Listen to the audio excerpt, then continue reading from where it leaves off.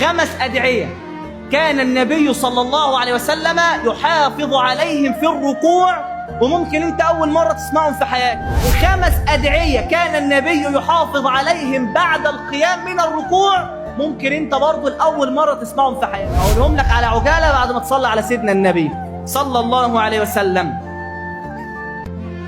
اول ذكر كان يقوله النبي عليه الصلاة والسلام وهو راكع مستو نظره محل السجود، من حديث حذيفة بن اليمان المشهور، قال: سمعت النبي صلى الله عليه وسلم بعدما صلى وقرأ وركع قال: سبحان ربي العظيم.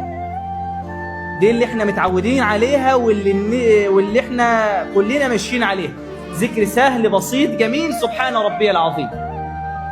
الذكر الثاني بعد ما تصلى على سيدنا النبي صلى الله عليه وسلم فيما رواه مسلم صحيح، قال النبي صلى الله عليه وسلم في ركوعه كان يقول: سبوح قدوس رب الملائكة والروح. رواه ايه؟ مسلم.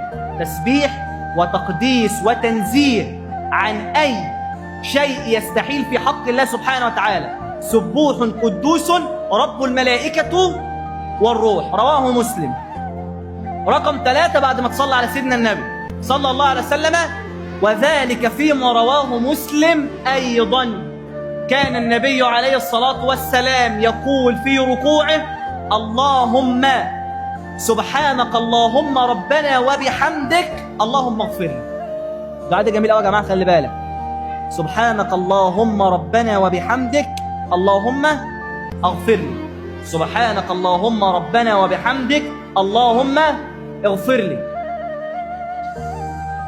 رقم 4 بعد ما تصلي على سيدنا النبي صلى الله عليه وسلم، كان النبي عليه الصلاة والسلام إذا ركع كان يقول، رواه مسلم أيضا: اللهم لك ركعت وبك آمنت ولك أسلمت، خشع لك سمعي وبصري ومخي وعظمي وعصبي. أول مرة تسمعوا ده صح؟ اسمعوا تاني: اللهم لك ركعت ولك أسلمت وبك آمنت، خشع لك سمعي وبصري ومخي وعظمي وعصبي. نقول المرة الثالثة عشان هنسأل معلش في النهاية، عشان في ناس ايه بتشغلنا كده. اللهم لك ركعت